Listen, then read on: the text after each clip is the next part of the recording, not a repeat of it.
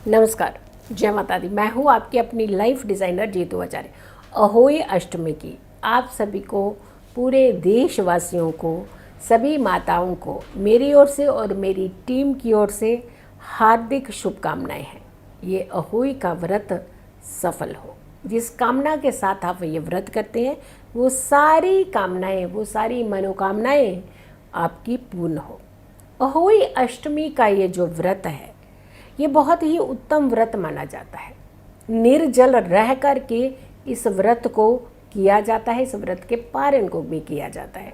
और इस व्रत के पारण के साथ ही आप जल ग्रहण कर सकते हैं और साथ के साथ आप कुछ खा सकते हैं। तो कहने का मतलब है ये भी कड़ी तपस्या का ही व्रत होता है, ये आसान व्रत नहीं होता है। तो इस व्रत को कैसे करना है, क्या करना है, ये तो आप भली भांति जानते हैं, लेकिन इस व्रत की शाम की पूजा का कौन सा समय रहेगा वो जानना बेहद ज़रूरी है, ताकि माताएं अपने व्रत को खोल सके, पारण कर सके, जल ग्रहण कर सके। चलिए, सबसे पहले पूजा का समय भी बताएंगे, लेकिन इस व्रत को खास करके संतान की उत्पत्ति के लिए, संतान की मंगल कामना के लिए, संतान की दीर्घायु के लिए और संतान के उत्तम स्वास्थ्य के लिए माताएं करती हैं। कड़ी तपस्या के बाद इस व्रत को पूर्ण किया जाता है। तो संतान को भी खास करके ध्यान रखना है, अपने माता पिता का, उन संस्कारों को याद रखना है जो आपके माता पिता ने आपको दिए हैं। इसीलिए कहते हैं कि माता पिता के बिना एक क्षण भी जीवन को व्यतीत करना काफ़ी कठिन होता है। जिनके साथ माता पिता का साया होता है, जिनके ऊपर माता पिता का आशीर्वाद होता है, उनके जीवन की राह आसान होती है। तो माता पिता का आदर कीजिए, उनका ध्यान रखिए और उनके साथ समय बिताइए। माता और पिता बहुत ही जीवन की ऐसी अनमोल कड़ियाँ हैं जो अपनी संतान को हमेशा सुरक्षित रखते हैं। और अहोई अष्टमी का व्रत करने के बाद उस कड़ी में और भी 4 चांद लग जाते हैं। पूरे साल में ये एक ऐसा व्रत होता है जिसमें आपने अन्न नहीं खाना, लेकिन जल भी ग्रहण नहीं करना होता। तो आपका ये व्रत बहुत अच्छा रहे, आप सुरक्षित रहें, आप खुश रहें, आपकी संतान दीर्घायु हो, इसी कामना के साथ हम भी आपको बहुत सारी शुभकामनाएं देते हैं।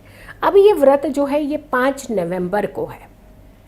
4 नवंबर को ही ये तिथि मध्य रात्रि में जाकर के लग जाएगी। मध्य रात्रि 4 की होगी, लेकिन ये 5 की सुबह तड़के का टाइम हो जाएगा, यानी जब हम ब्रह्म मुहूर्त के आसपास ही होते हैं। ये सुबह 1 बजे ये तिथि शुरू हो जाएगी और 6 तारीख को पूरा दिन, पूरा रात बीतने के बाद 6 की रात्रि की मध्य रात्रि में जाकर के, यानी 7 की सुबह हो जाएगी, 3:19 पर यह तिथि समाप्त होगी। यानी 5 तारीख को यह व्रत किया जाएगा, क्योंकि 6 तारीख की सूर्य उदय से पहले ही तिथि समापन की ओर होगी।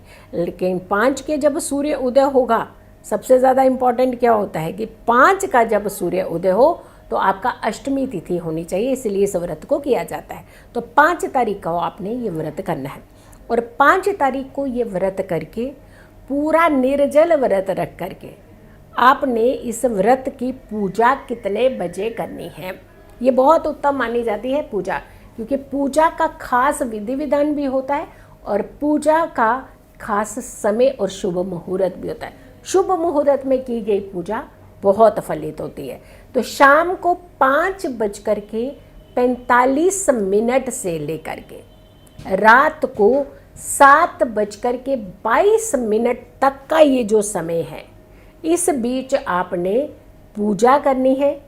इस बीच आपने अहोई माता का आशीर्वाद लेना है, बच्चों की दीर्घायु की कामना करनी है, संतान की उत्पत्ति की कामना करनी है और उत्तम स्वास्थ्य की कामना करनी है।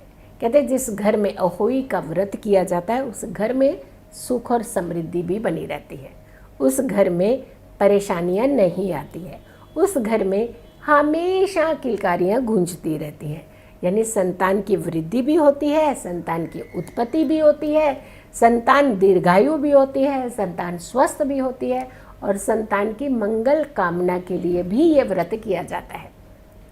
उसके बाद ही, पूजा के बाद ही, तारा देखने के बाद, यानी जैसे करवा चौथ का महत्व होता है चांद देखने के साथ, लेकिन यहाँ महत्व होता है तारा देखने के बाद, तारे के दर्शन करने के बाद, तारे की पूजा करने के बाद, स्टार्स जिसे हम कहते हैं उनकी पूजा करने के बाद आप इस व्रत का पारण कर सकते हैं, यानी कुछ ग्रहण कर सकते हैं।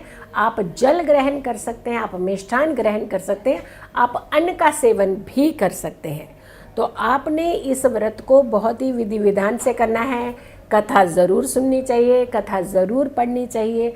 अगर आप पढ़ते नहीं हैं कथा तो आप ऑडियो के माध्यम से भी अपने घर में कथा सुन सकते हैं, या फिर घर के बड़े बुजुर्ग हैं उनसे भी कथा सुन सकते हैं। कहते हैं कि माता को इस दिन कथा करनी चाहिए, माता को इस दिन कथा सुननी चाहिए, और इनफैक्ट संतान को भी साथ में बैठ कर के सुननी चाहिए।